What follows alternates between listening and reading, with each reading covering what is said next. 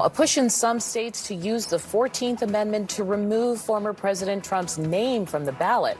The secretaries of state in 3 key battleground states are responding to those calls. His actions on January 6th amounted to that they were in violation of him protecting the Constitution. Therefore, under the 14th Amendment, he has disqualified himself from being a candidate. We've been saying all along that Section 3 of the 14th Amendment presents a clear and unequivocal statement. Donald Trump is disqualified.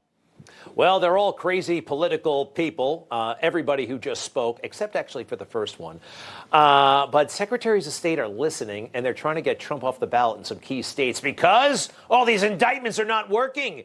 Donald Trump, in many polls, is beating Joe Biden. Right here, he's tied with Joe Biden. You think the 4th indictment would have changed things?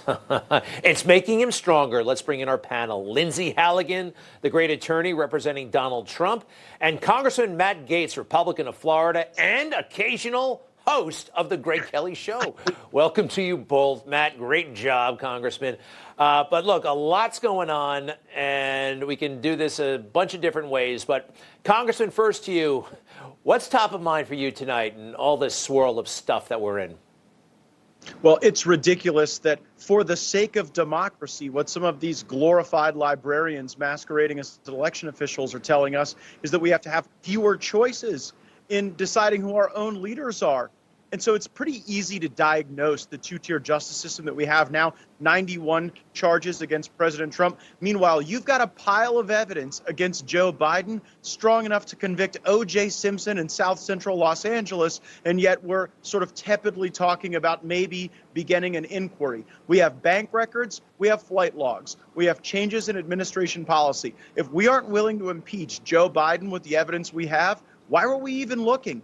So the question is whether or not Republicans will have sufficient spine to do what is necessary. I also think that we've got this real converging crisis on government funding right now, Greg. And, the way to go after the deep state, the way to stop this stuff is to cut the money off. I'm very disappointed we don't have the 12 individual appropriations bills that we demanded in January, and we're probably going to have to do something about that.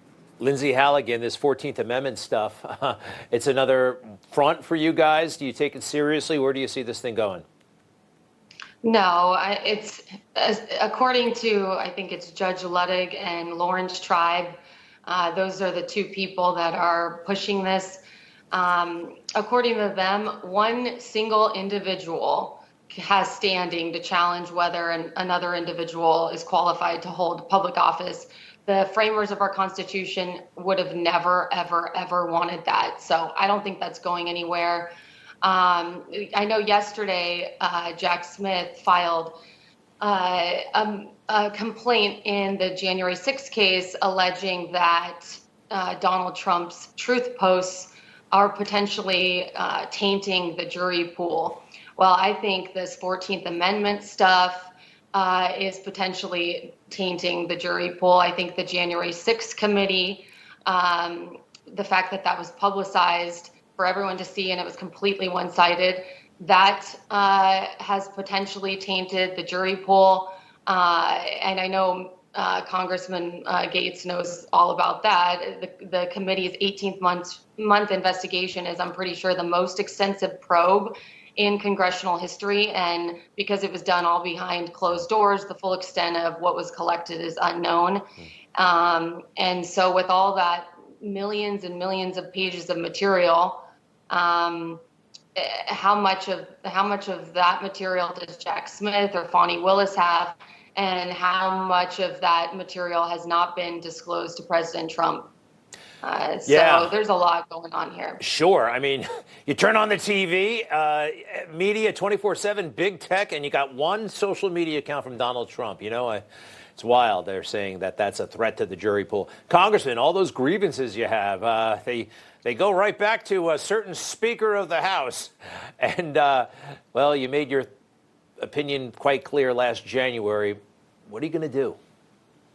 Well, in January, we developed a toolkit to actually solve these problems. And essential to that toolkit was the ability to evaluate the funding for every agency individually with the ability to offer open amendments and have them voted on. Greg, we are 11 legislative days away from government default. And the way to take the knife to the Jack Smith funding, the way to zero in on the problems at the FBI and the Department of Justice is to cut the money off. And we haven't put ourselves in a position to do that. So I'm going to use every tool at our disposal. And certainly that means holding the Speaker's feet to the fire and anyone else who would just want to continue what the Biden administration has done. We can do a lot better than this. We must do better than this. But it starts with the power of the purse, a power we have not yet used effectively. But I want to focus us to do just that.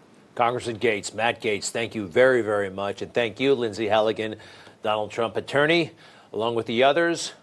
Good luck, and we'll be back.